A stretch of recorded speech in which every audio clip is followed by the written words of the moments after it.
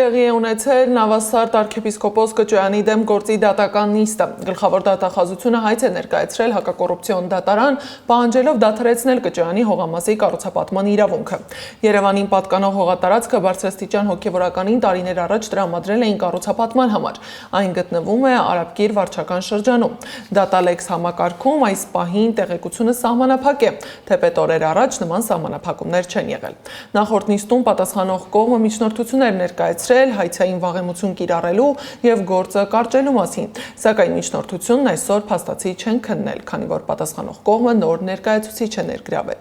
Հայցվոր կողմը միայն դիրքորոշում ներկայացրեց,